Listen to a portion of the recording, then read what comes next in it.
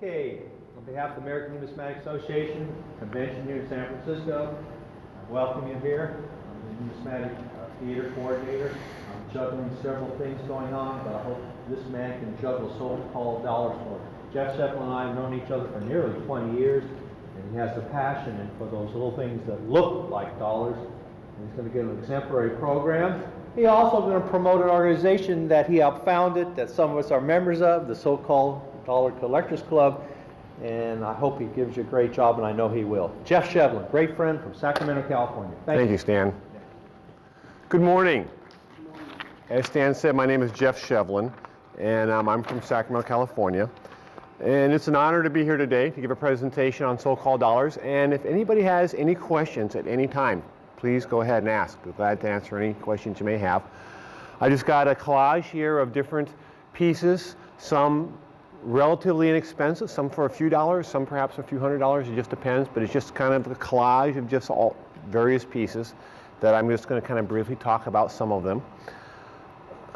I am a life member of the American Numismatic Association, the California State Numismatic Association, the Sacramento Valley Coin Club, and I belong to quite a few other clubs as well. And actually I collect a lot of different things as far as U.S. coinage is concerned. I collect Morgan dollars, and tone Morgan dollars, stick-on dollars, walking Liberty half dollars, and standing Liberty quarters, and a variety of other U.S. coins. And they're all fascinating, and I really enjoy them. But about 15 years ago, I started also collecting so-called dollars, and they've really become one of my favorite collectibles for many reasons, and I'll kind of go over some of those with you this evening, or this morning. So first of all, what is a so-called dollar? Does anybody have any idea? Any definitions out there? Yes, Doug. It's a dollar-sized medal or possibly a token that would commemorate a historic event or time in America's history. Exactly. Yeah, in other words, they're called so-called dollars, but they're not dollars. They're not really money, you know. Although many of them were made by the United States Mint and made by engravers and struck by the Mint, they were not intended to be money per se and circulated as money. And so that kind of falls into, as Doug was saying, metals or tokens, and they are metals. They are not tokens either, in that tokens, generally speaking, circulated as a medium of exchange at one point in time, like Civil War tokens or merchant tokens or some of those early various hard times tokens, for example. Well, the Pedley Bryans did have value and there are some exceptions to that, right? There are a few pieces that are considered so-called dollars that are exceptions to that. But generally speaking, what they are they're metals. Early U.S. metals, and as I mentioned, they were, well, anyhow, they have a lot of interesting designs associated with, unlike like Morgan dollars where they're all the same, which I do enjoy collecting as well.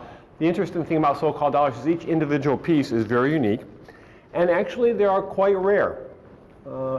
Compared to U.S. coinage, so-called dollars, some are made dozens, some are hundreds, and some tens of thousands. But generally speaking, most of them are significantly rarer than U.S. coins. And each piece has an individual history associated with it. There's various reasons why they were struck, and they're normally, so-called dollars are normally commemorative issues of one nature or another, which means that they're commemorating some type of significant historical event that occurred at that time for the reason that they were struck. Yes? I have a question. The papal coin. The papal coin? Yeah, that they have out there. Is that, I mean, that's like a medal, but it's not a medal. No. It's commemorative. How do you, what is that? Well, there's a lot of other criteria to be considered a so-called dollar. For one thing, they should not, they have to be a particular size, for one thing, approximately the size of a U.S. dollar. A U.S. dollar is 38.1 millimeters. So so-called dollars are pieces that are between 33 and 45 millimeters. Secondly, they can't be an advertising piece, or they don't, generally speaking, they don't have a particular individual or company's business on it that they're advertising or promoting. There are some exceptions to all these rules. For whatever reasons, the author who wrote a couple books on these, for one reason or another, have occasionally included pieces that may not strictly follow these rules, but these are the rules that have been identified by them. They are not award medals, They're not for participating in some type of an event. They're not religious medals. And normally they have to, commemorate some type of historical event. Or a person, like the people one, and would that be considered a dollar, or is that considered? It depends on the person. Maybe it's celebrating the anniversary of some event associated with a particular person that's of historical significance, and that would qualify. David. To some extent, they're in the book, they're a so-called dollar today. Yeah. It changed down the road, but Yeah, and I'll talk about that in just a minute too. Basically, so-called dollars fall into two categories. One category are those associated with fairs and expositions. And fairs and expositions were big, significant events in our country's early development. And I'll go over some of those in another slide that I've got. But people would sometimes travel for days to go to a fair exposition, and they would stay there for days, sometimes weeks, attending the fairs and stuff. And a lot of these medals, like these medals on this slide right here, were all struck for the centennial celebration in 1876 that was held in Philadelphia. And there's maybe 10 pieces there. There's probably another 10 or so different pieces that were all struck, for that exposition in 1876. Some of these pieces, there might be 5 or 10 known. Some of them might be thousands of them known. But they're all relatively rare, very interesting. Some of them were struck by the mint on mint equipment at that exposition. Oftentimes the mint would show up at these expositions, they'd have a presence there, they'd bring in their equipment, or they'd strike them perhaps in Philadelphia and deliver the medals there, whatever the case may be. So some would be official medals, some would be unofficial medals that were just struck by individuals or companies that were promoting various things associated with those fairs or expositions. So that's one category. The second category is just commemorating some significant historical event. So generally speaking, most so-called dollars fall into those two categories. They're also struck from the mid-1800s through the mid and late 1900s.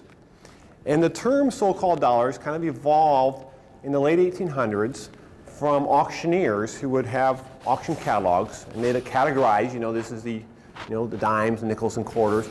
And towards the end of the auction catalog, they'd often have a section for the medals of this size that were very popular to collect back then. And they started using the term so-called dollars in those early auction catalogs, and that term is kind of stuck today, and that's why they're still referred to as so-called dollars. There was a book, I have a couple books here I'm going to pass out.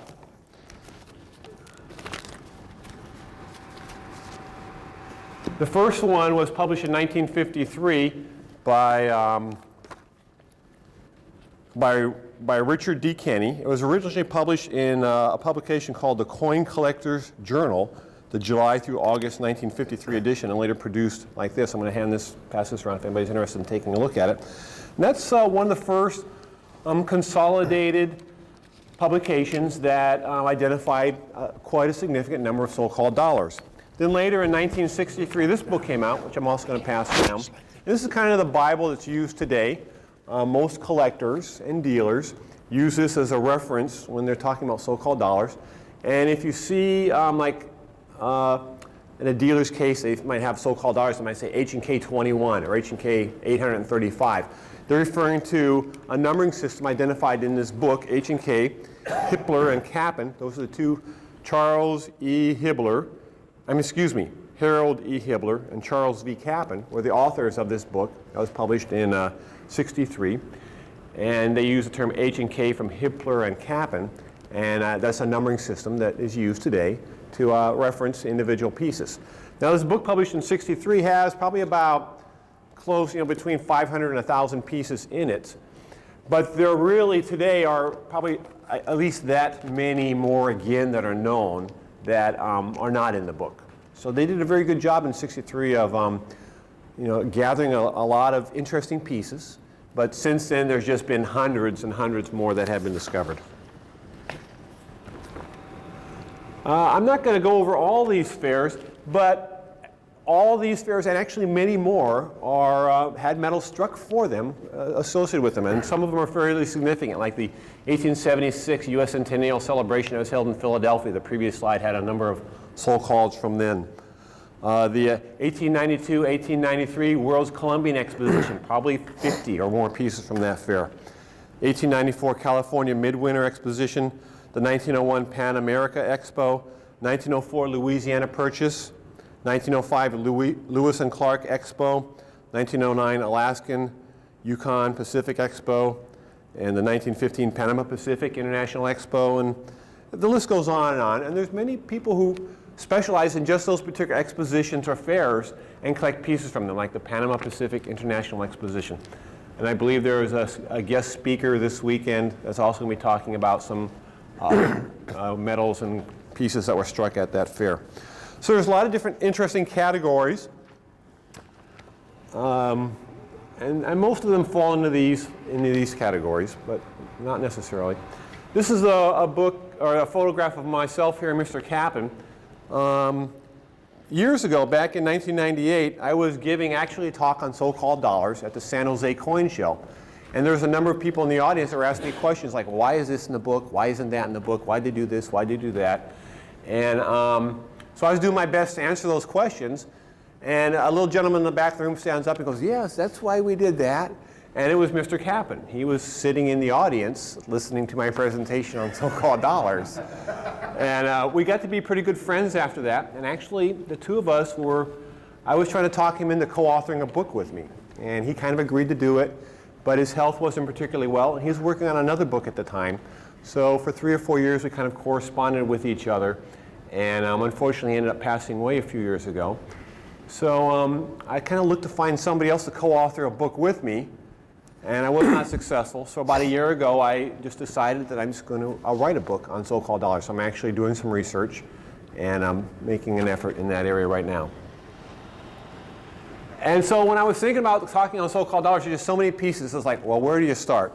Well, I'm starting with H&K number 1, and I'm going to be kind of jumping around various pieces in the book. But this is a very interesting and historically significant piece. It was struck in 1826, celebrating the completion of the Erie Canal. And there was a very interesting article, I think it was in the Numismatist, maybe about 6 months ago, on this particular piece. And actually today it's kind of hard to pick up some type of a publication that does not have an article that's dealing something to do with so-called dollars today. They've gotten much more popular in the last 5 years or so. This particular piece is struck in white metal as depicted here. It's also struck in gold and silver. I also have a gold-plated piece. The obverse features 2 full-seated figures depicting Pan and Neptune. To the right of Pan is various just symbolizations there.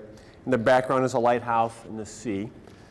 On the reverse is in the center is the New York State of Arms, New York State Coat of Arms.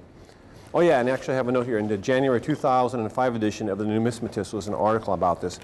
But the Erie Canal was completed on October 26, 1825, 3 years ahead of schedule. And if I'm looking for a laser pointer. And the estimate for the project was $6 million. To dig this canal. And the interesting thing about that was 3/4 of the entire federal budget for that year. And a public work of that size had never been undertaken by the United States before.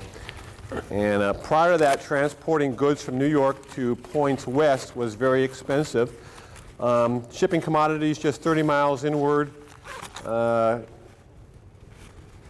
was more expensive than sending the same material to England. Let's see here. The canal provided one of the main factors in the national development of opening the West to agriculture and commerce. Well, here's a note I'm looking for. Shipping commerce from Albany to Buffalo before the canal was built cost $100 per ton and took 45 days. After the canal was built, it cost $5. And it could be transported in 6 days. And that's actually what caused New York City to become the #1 city in the nation at that time. It really wasn't, but the completion of this canal and the commerce that it opened up really transformed New York City into the city that it is today. This is another piece. This was struck for the World's Columbian Exposition in 1893. This is struck in bronze as depicted. I also have a silver-plated version of this, and it also struck in a number of other metals. The obverse. Silver or silver plated, the one you have? I have a silver-plated one. Yeah. The World's Columbian Exposition was celebrated in 1892 and 1893 in Chicago, Illinois, and there were over 100 listed so-called dollars that were produced at that exposition. The purpose of that exposition was to commemorate the 400th anniversary of the discovery of America by Columbus and to tell the story of the world's progress through those 4 centuries. 27,500,000 people attended the exposition in 1893. And this piece, the H&K book, Hippler and Kaplan book that I'm passing around, says that there is about 250 to 500 pieces of this known for this particular piece, but that's certainly not accurate. There's probably thousands of them known. But nonetheless, you can buy like a typical AU piece of this particular metal for maybe $15 to $20.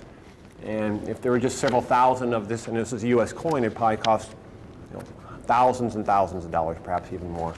So this is just a good example of a piece that you can pick up that's fairly inexpensive, quite rare, and it's a beautiful and interesting design. This is another piece that I like. Yes? Was that torn down? Is that like something built temporarily? The buildings that were at that exposition? What is that from the Expo? Yes, it is. It is gone. That is the U.S. government building, and it had a width of 351 feet, a length of 421 feet. It covered 3.3 acres, and I don't recall specifically, but it was like one of the largest buildings built at that time.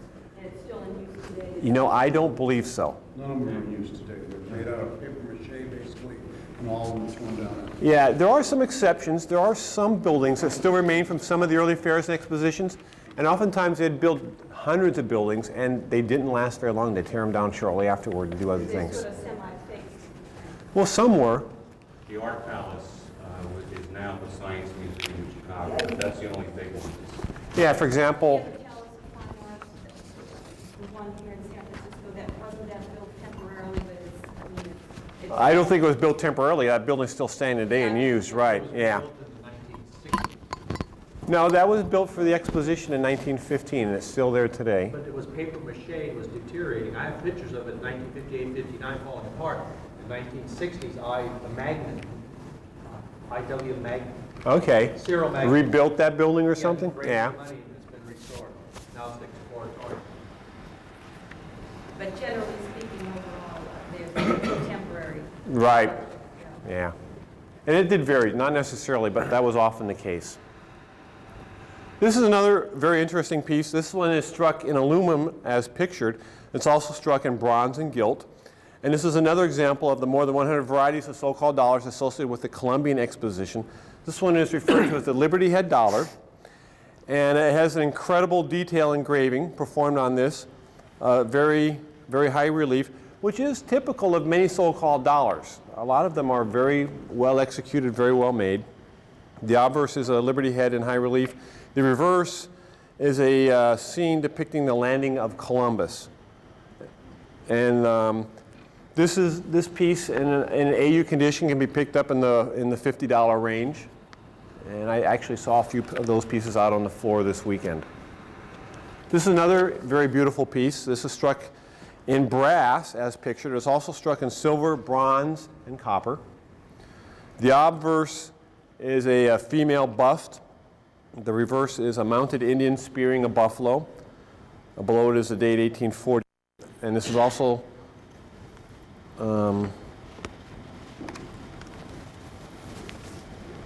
well, this is one of several dozen expositions put on in the early 1800s. I just noticed an error in my notes here.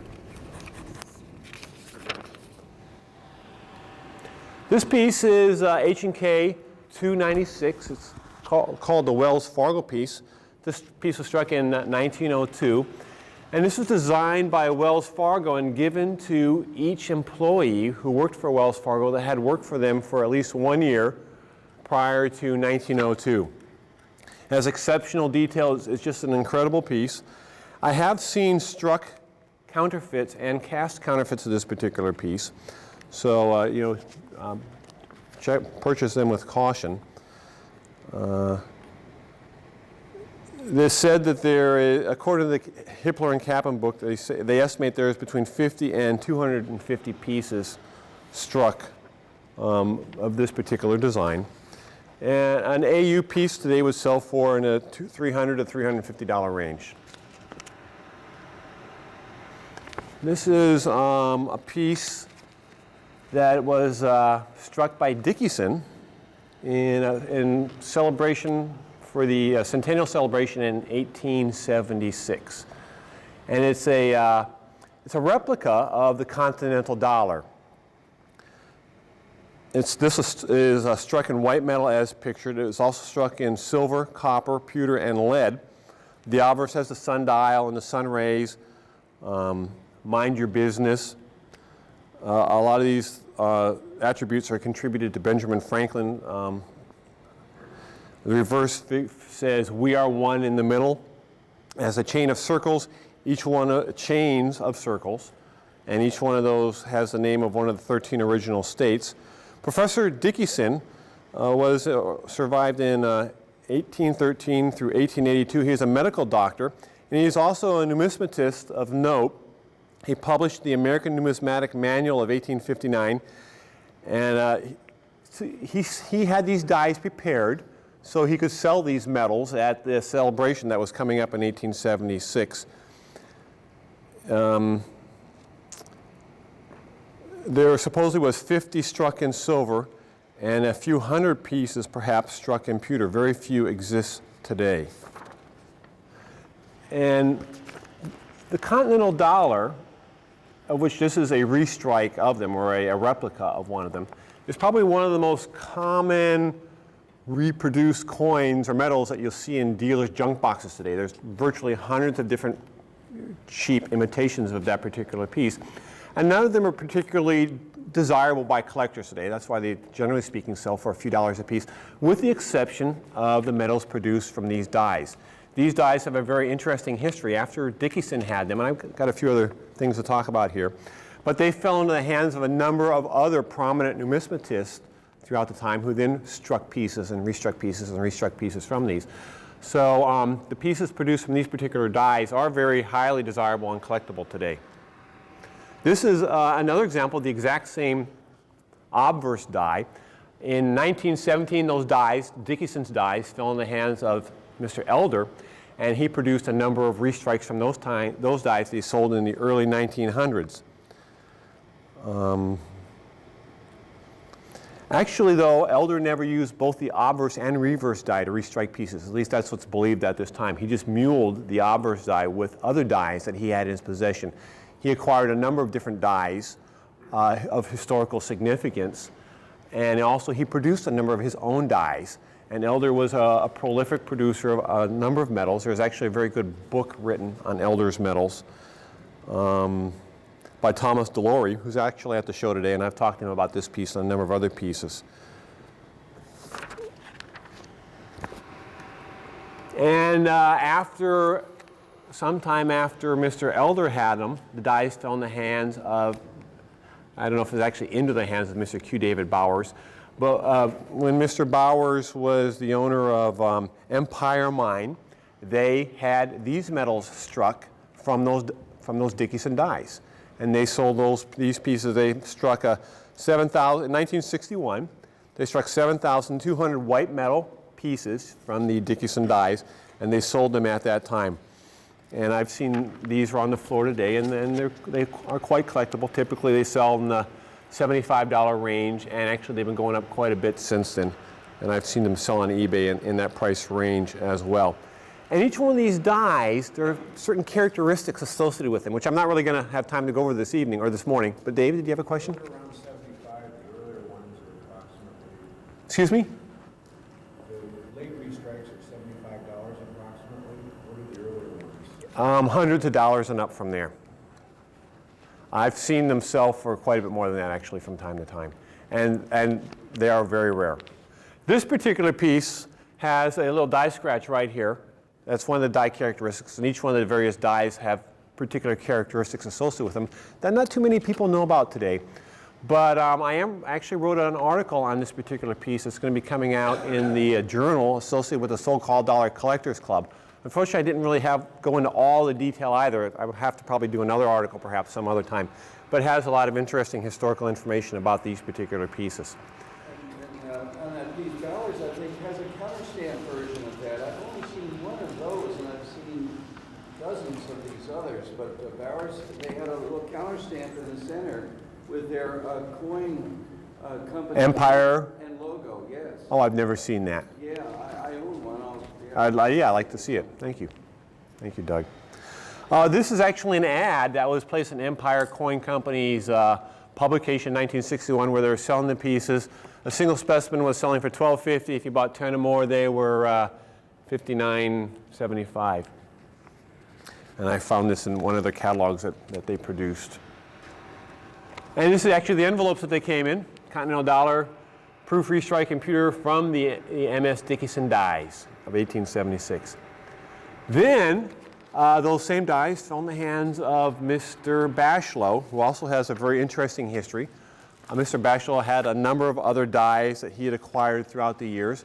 Probably many of you recall the Confederate cent, which is a popular collectible today. The Confederate cent dies fell in the hands of Mr. Bashlow, and he struck copies around this same time in the early 60s of those Confederate cent pieces in gold, silver, goldine, copper, and a number of other metals. And also he acquired the Dickinson dies, and he did a similar thing with those. He struck a number of pieces in the early 60s. This is an example of a silver piece. He actually struck him in a goldine, a bronze, and silver. And the silver pieces have a little S, like a mint mark, but that really stands for silver on those particular pieces. He struck 2,000 of those in silver.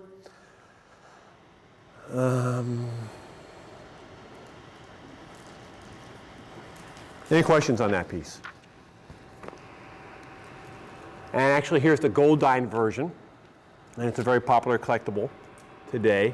And here is the bronze version. So Bauer struck white metal.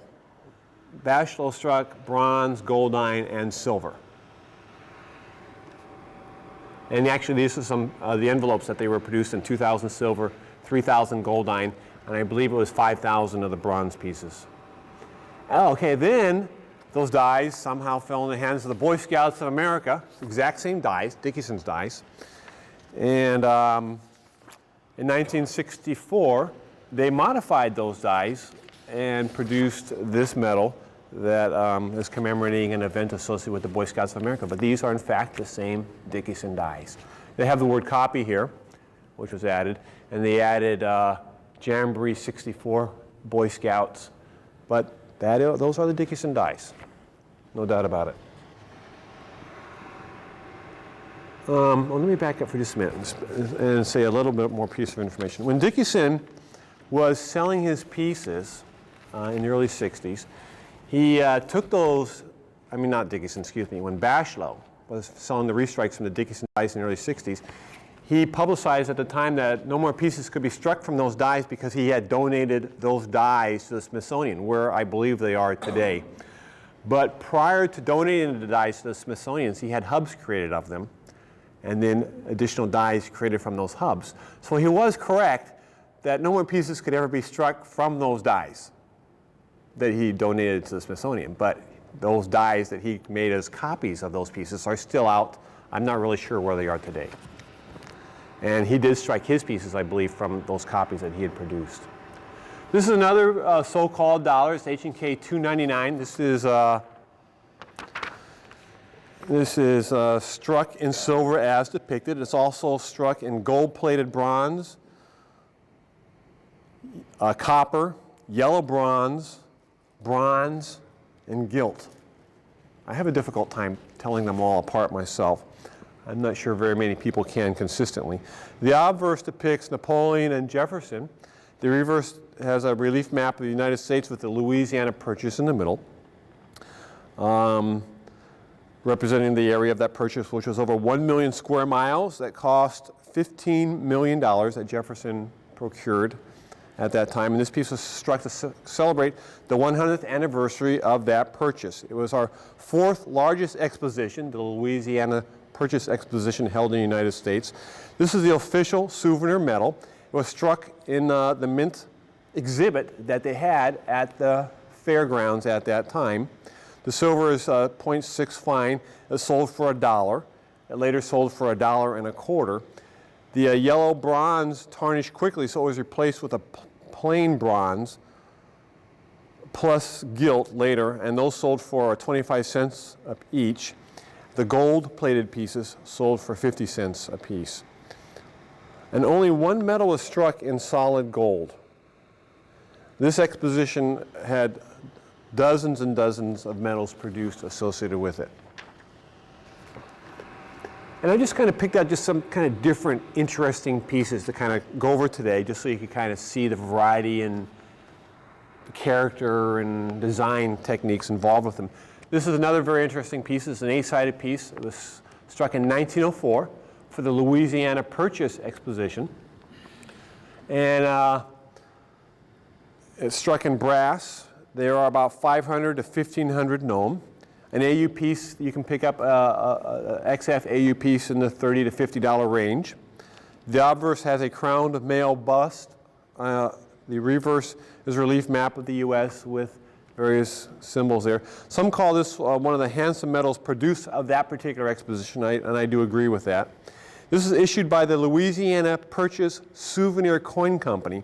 They were in no way connected with the exposition company that actually produced medals for this particular event as well. And this piece also comes in a round specimen, which they sold at the fair for 50 cents. This is a piece that was struck to do with the San Francisco earthquake and fire that occurred in 1906. This piece depicted is struck in silver. It's also reportedly, this piece is struck as silver plated. That's a picture of a silver plated piece. It's also reportedly struck in silver, and I have seen probably about a half a dozen pieces claimed to be silver. I've even seen some slabbed ones, and I looked at another piece out there on the floor today that was advertised to be a silver piece, and none of them were. I've never actually seen a silver piece. To my knowledge, there isn't one, although I don't doubt that there probably is somewhere. Yes, David? You said, because I've got one where I've got silver plated question mark on my waist. So Yeah. Well, one way is by weighing them, and if you know the differences in the weights, you can figure that out. Really, the most obvious point are these palm trees right here. Most of the ones that I've seen that claim to be silver, if you look at the high points on those palm trees, you can see the silver plating has worn off on those. But even if it were not to be worn off there, I still suspect it probably is, and the only really true way is to tell by weighing them. If it happens to weigh the exact same weight as a silver plated piece, then you know it is a silver plated piece. And if you're into that kind of stuff, there are algorithms you can go through to determine what the metal composition is by the weight variances and things like that. And I have yet to find an actual silver piece. Let's see here. It's also struck in brass and aluminum, and I have a copper piece as well that is unlisted. The obverse features the street and buildings in ruins. The reverse features the ruins of City Hall. Extensive research has been conducted on this piece, and nobody's really been able to determine why this piece was struck. There are some controversies that maybe it was produced to try to raise money to restore the city, but any money raised as a result of selling this piece would have been insignificant compared to the problems that they had there. And that was the most severe earthquake in the history of the United States. It started at 5 a.m. The fires raged for 3 days, destroyed 500 city blocks. Over 28,000 buildings were destroyed. Almost 500 people were killed, thousands of them seriously injured. And one of the wonders was that the United States Mint Building, which is just like a block from here, and I don't know if anybody went on a tour of that as I did yesterday morning, that building survived this earthquake. And photos produced at that time, it's just incredible. I mean, there's that one building and everything else is just totally destroyed. Excuse me? It's on Mission Street, probably between 5th and 6th. It's right across the street from the Pickwick Hotel. I had a beautiful view of it. I was going to say, how do you know that? Yeah. You know, and the interesting thing is I was in a room on the 4th floor overlooking that. I didn't even know it was the Mint building until I went on the tour the next day. I said, oh, you know. But actually the Mint in San Francisco here has had 3 buildings. That was actually the 2nd building that the Mint has occupied. And the 3rd building is the building that they're in today, which is the production facility where they produce proof coins and things like that. This is the one that was standing for the longest duration of time. I'm not sure of the exact dates. Not this one, but the Mint building there. Anyhow, the interesting thing about this particular piece is there's a couple different varieties. I don't know if they're really noted anywhere else. Unfortunately, my photography has improved, but at the time this photo was taken isn't all that good. But you can kind of see it right here. This piece I refer to as the bell clock tower, and it has a circular design there which looks like a clock to me, so I refer to it as that. And this piece you really can't tell that well, but it actually has a couple oblong windows in that same area. So there's different varieties of this particular piece.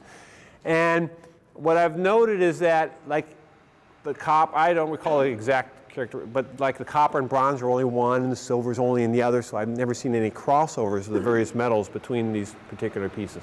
Here's another one as well. This piece was struck in 1907. It's struck in silver as depicted. It's also struck in silver plate, bronze, and gilt. The obverse features a female Indian bust, Pocahontas. The reverse has sailing ships. In the center, around the outside, it says landing of the expedition under Captain John Smith, May 13th, 1607.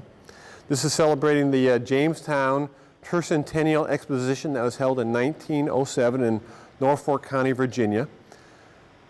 And again, this is one of the official medals that were struck in the Mint exhibit on the fairgrounds at that time at that fair. There claimed to be about 250 to 500 pieces known, and I suspect there's actually a few more than that. But it is a very popular and interesting piece. I mean the designs on all these pieces are just really fascinating. This is another piece that was struck in 1904.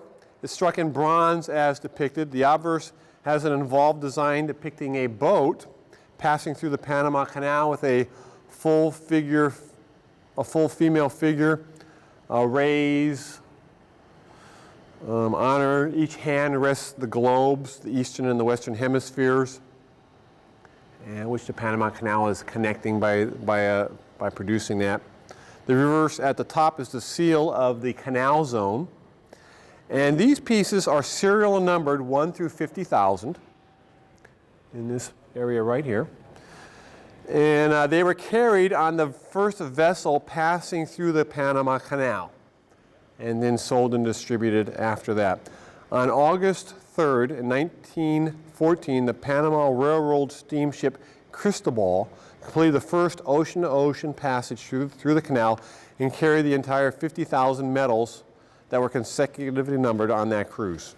This is a very popular piece. It's fairly expensive. A nice AU piece would probably sell for in the $100 range. This is another very interesting piece. This is struck in 1915. This particular piece is struck in silver as depicted. It is also struck in bronze and gilt. I have also seen a silver plated piece as well as a white metal counterfeit. So I have seen some cast counterfeits of this particular piece. I have a little interesting story to tell about when I purchased a counterfeit one of these, but that'll be for some other time. Let's see, the obverse features a winged Mercury opening the canal locks through which passes Argo, which is a symbol of navigation. The setting sun is reflected on her sails. The reverse features 2 females representing the 2 hemispheres. The exposition was held in San Francisco, California, to celebrate the opening of the Panama Canal and also to celebrate the 400th anniversary of the discovery of the Pacific Ocean, and also to celebrate the rebuilding of San Francisco after the 1906 earthquake and fire. And that was one of the reasons why they had this exposition there. They wanted to prove to the world that San Francisco had come back, it had been rebuilt, and so they had this major event there to help celebrate and emphasize that. Let's see here. As I mentioned, this is the official medal authorized by Congress, struck in the mint exhibit on the grounds. It was sold by the Department of Official Coins and Medals, of which Farron Zerby was the chief. And really, a lot of these pieces have a lot of interesting tie-in with a lot of other famous numismatists as well. That's interesting. Me personally, I've got one copper that came from Farron Zerby. I wonder if it wasn't like a trial for strike possibly, if you haven't seen it. I have it, and I think that's a very good possibility, certainly. They come in silver, which is .895. They sold for $1. They also had bronze and gilt pieces that sold for 25 and 50 cents, respectively.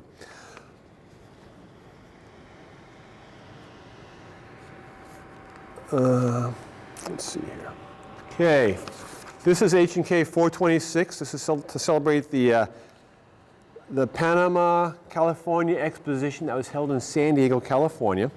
This particular piece is struck in silver, bronze, gilt, and silver plated. This particular piece shown is actually a silver piece. That exposition was held in 1915 and 1916 in San Diego. The obverse features a full figure of Uncle Sam holding a pick in his right hand, a shovel in his left hand, two continents in the background. And the interesting thing about it is the shovel goes right through where the Panama Canal was dug, so it's kind of depicting that. The reverse features a ship passing through the canal. This is the official souvenir. This is engraved by Charles E. Barber, struck, as I mentioned, in the mint exhibit on the grounds there. Charles Barber designed our Barber halves and quarters and dimes. Another couple interesting things about this particular exposition was prior to this exposition, 40,000 people lived in San Diego. And various communities would lobby or try to have these exposition and fairs held in their communities or their cities or their areas, the politicians or the prominent people from that area, because they wanted to have the commerce and things that would be generated from this. For example, 40,000 people, as I mentioned, lived in San Diego. $3.5 million was spent building the exhibit buildings at that time. They had a federal mint exhibit there. 3.5 million people attended this exposition. 40,000 people lived in San Diego. 3.5 million people came to the fair in San Diego. And when the exposition was over, the population tripled. It went from 40,000 to 120,000 people. In other words, 80,000 people never left. They just came to the expo and stayed. This is the first and only medal exposition depicting, official exposition medal depicting Uncle Sam as the main design. And it's also interesting to note that this is the first time in which a medal such as this was dated two different dates. It has a 1915 and a 1916 date. And after this was done for this medal, a lot of the commemorative coins that were produced at that time started adopting that as a marketing strategy. So, excuse me.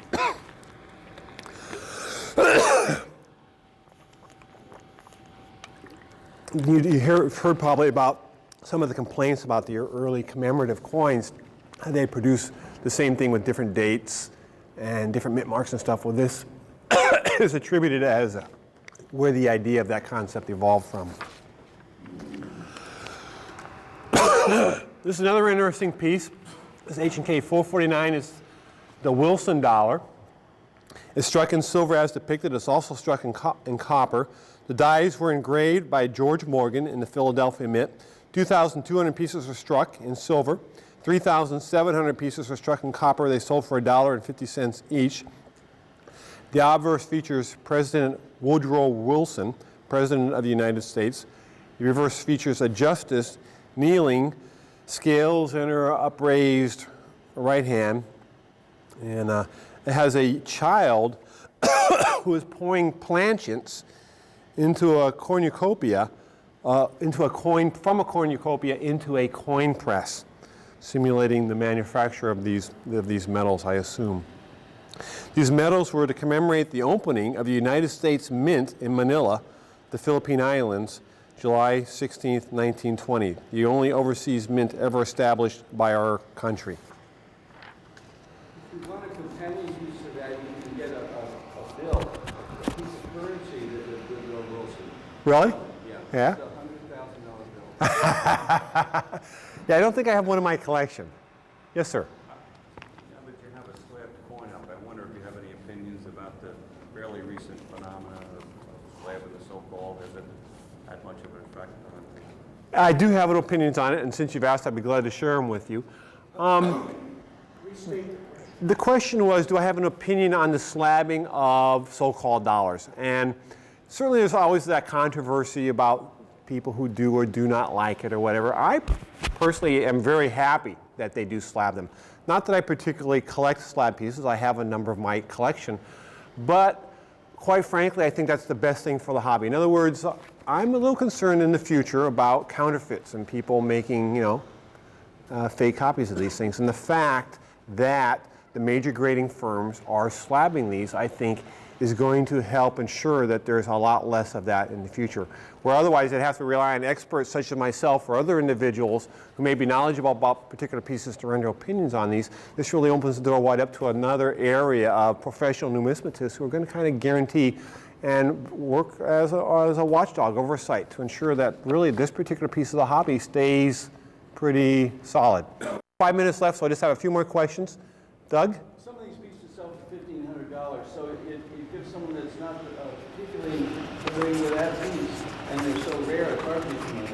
The only question on slabbing is some of the people who slab them maybe aren't up to speed yet on the so-called dollars at the grading services, and they need to be. That's another discussion we could go into, and I have actually, I don't want to name any companies in particular, but I've seen some where they've changed the way that they've done the slabbing. They've identified it one way, a couple months later they change identifications, a couple months later they change identifications again as they kind of learning more about these pieces themselves. So it can be confusing to a beginning collector. You might think they're three different pieces because they're kind of identified differently, but it might actually be the exact same piece. They just kind of changed the way they're identifying them. But that'll stabilize in the next few years as well. If they're relying on H&K from 1963. Right. And a lot of these pieces, even experts have a hard time distinguishing, is this, who struck this piece and when was it struck? Yes, sir. You mentioned earlier that you saw a piece down there that was so-called silver. Was that one slabbed? I'm not sure which piece you might be referring to.